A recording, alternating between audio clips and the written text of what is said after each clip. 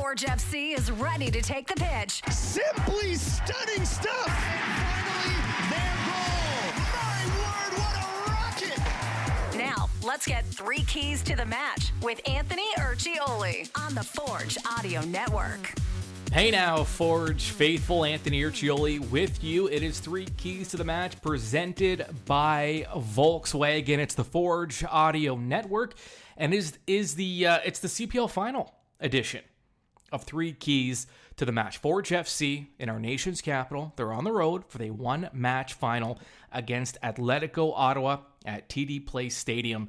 And we have 1 versus 2. I've been saying it all week. The ideal matchup from a league perspective, from Ottawa's perspective, in terms of playing, I had a million wrestling analogies this week, whether it was through Focus on Forge or a match day preview.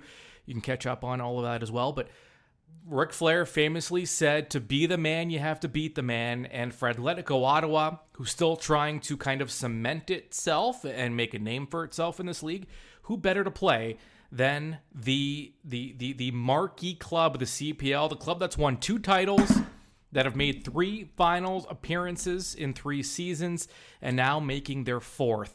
And if you're a neutral supporter, I mean, how many storylines do you need here? You have the baby faces, you have Ottawa, you have the heels, you have Forge, which, success breeds that villain status, and Forge definitely the villains in this matchup. So, I mean, there's so much to pay attention to. We're in for a great final. And for Forge, here are the 3 keys to secure their 3rd title in 4 tries. Key number 1 for Forge: chillin' like villains. I said it. Forge, they're the heels, they're the bad guys, they're the evil empire. Now go down the list. Look at every sports league, even look at individual athletes. Look at some that would be considered villains in some way. In baseball, you have the Yankees and the Red Sox and the Astros now. If you're a Leafs fan, you hate the Bruins. If you're a football fan, you probably hate the Cowboys, maybe the Patriots, maybe the Packers. And bringing it back to this sport as a soccer fan, you probably dislike Manchester United, Barcelona, Bayern Munich, Juventus. Why? Why do you dislike those clubs?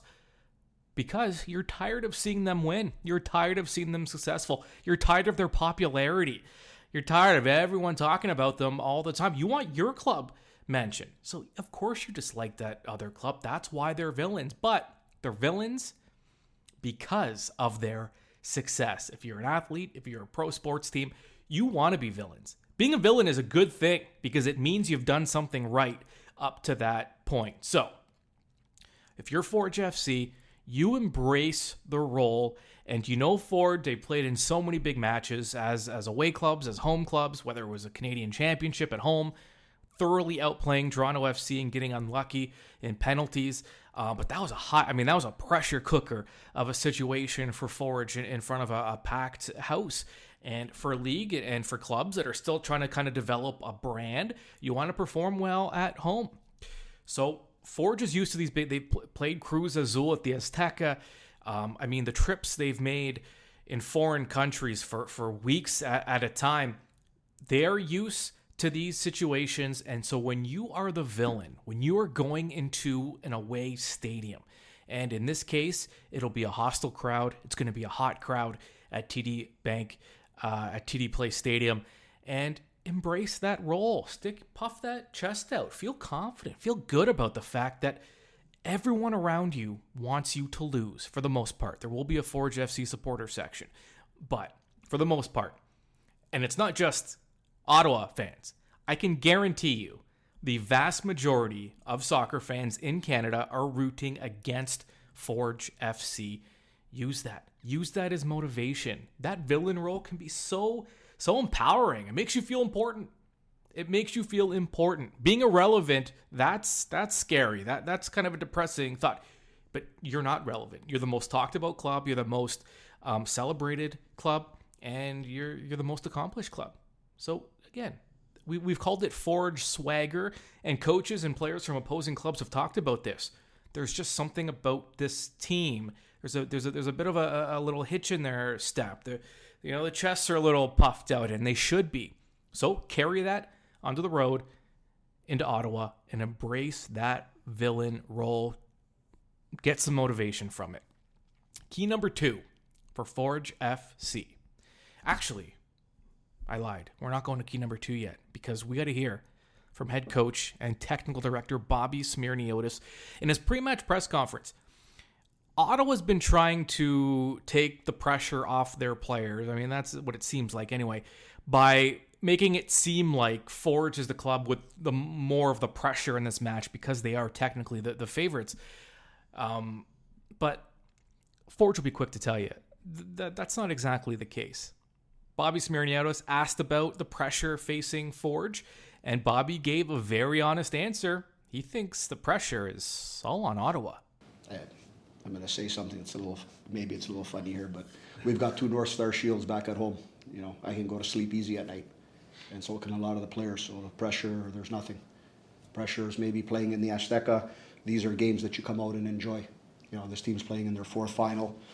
We've played in a lot of big matches, so we're coming out here and to enjoy the game. They're the ones that are playing in front of a big crowd, which I hope it's what the numbers are looking like, and if they can be even larger, even better. But they're the ones that are going to have to come out and play some football and entertain all these fans that are coming out there, so that they can keep coming out. Yeah, there's Bobby. And before we go to key number 2, we're not done because Daniel Crutzen, Woobens Pacius both spoke in the pre-match player availability before this match on Sunday, and they were asked about pressure. And listen to the response from Pacius. Again, like I said, it's not about pressure. I think we are more confident than we can resend the pressure.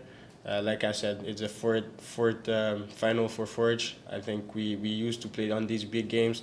Same for Champions League and all these Canadian Championship game against MLS teams or whatever. So again, I don't think it's about pressure. I think we're confident and we know what we have to do on the pitch. So we're not scared or we don't feel the pressure that much. Of course, it's a final. There's always a little bit of pressure, but I think we'll be fine with it. Yeah, I mean, if there's any club in this league that can soak up pressure better than the rest, it is Forge FC. Because not only have they played in these matches, they haven't just shown up to them. I mean, they've thrived in them and they've performed well, right? I mean, they've shocked a lot of clubs, especially some of those foreign clubs that just weren't sure what to expect, and some of those fans that had this newfound respect for Forge FC. This team embraces pressure, and their best players are always their best players in high-pressure moments. So this club's ready. This club's not feeling it, and I would agree, and I'm not just saying that because I don't want Bobby to ever be mad at me. That's not why I'm saying this. The reality is, when you look at it on paper, of course the pressure is on Ottawa. A lot of players who haven't been in this situation, who haven't seen as many fans as they're about to see in their home stadium, there's pressure to perform.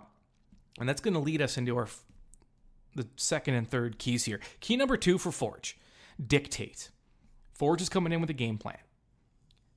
Keep it, control it, stick with what you do. Nothing Ottawa can do can throw you off. If you're Forge FC and you know how these two teams like to attack and how they like to, their overall philosophies. And of course, there are some wrinkles that change here and there.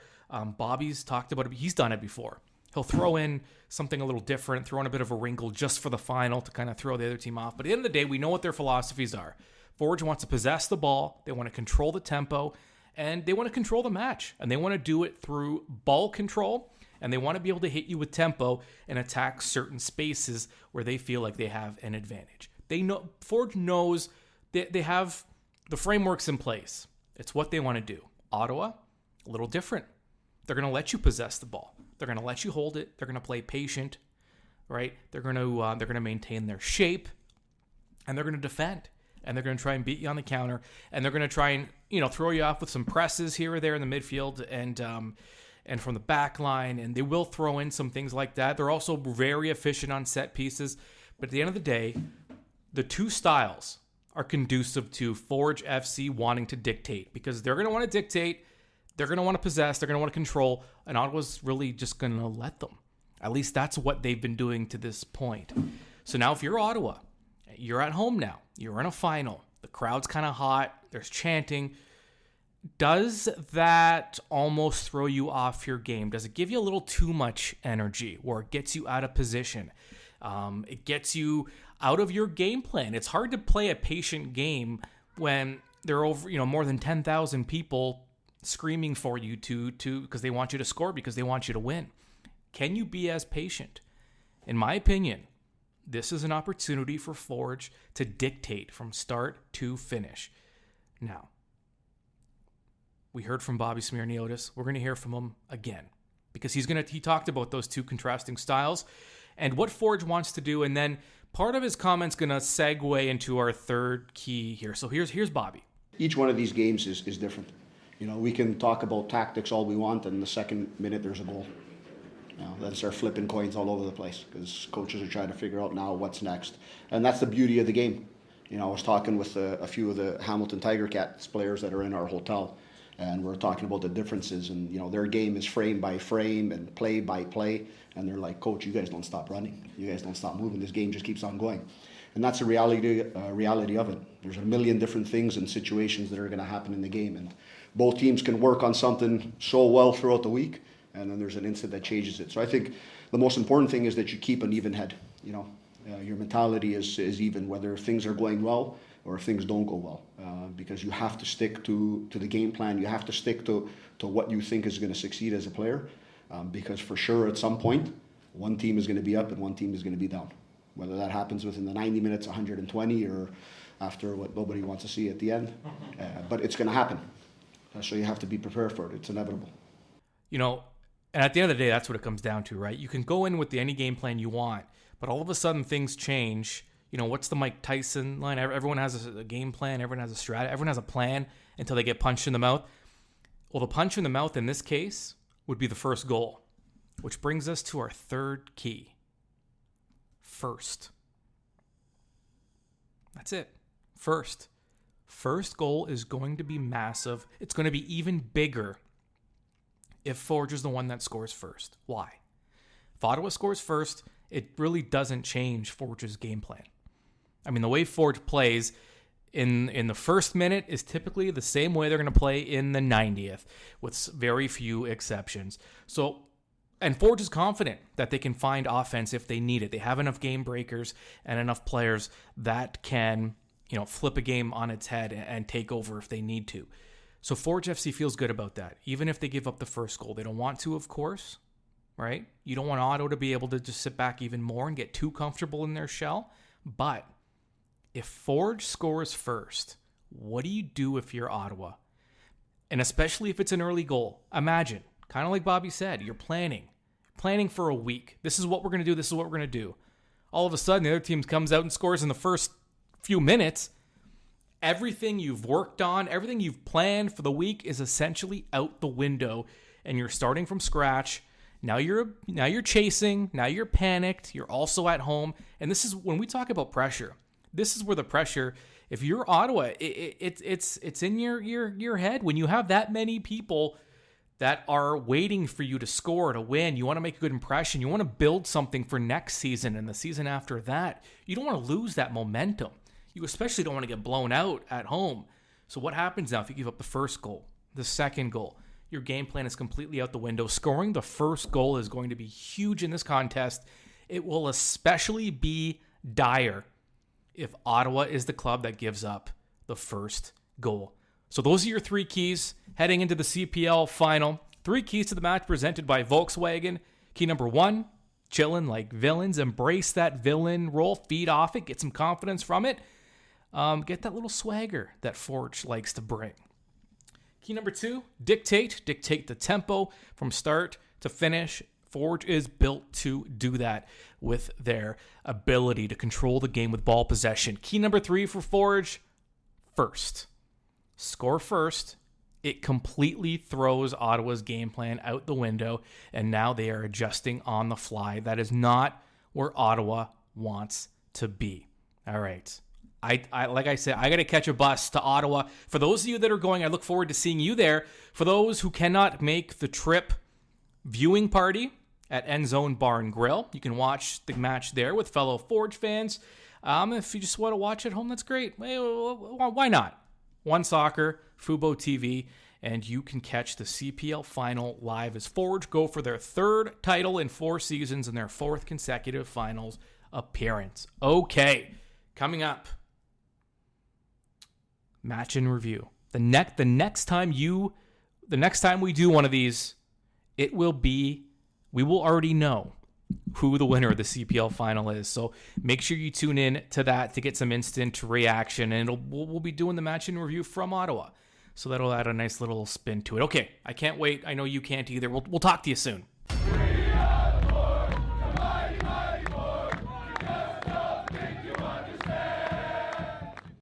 Forge FC is ready, and now you are too. This has been 3 Keys to the Match on the Forge Audio Network. Keep up to date on your Forge FC by subscribing to the Forge Audio Network on Spotify or wherever you get your podcasts.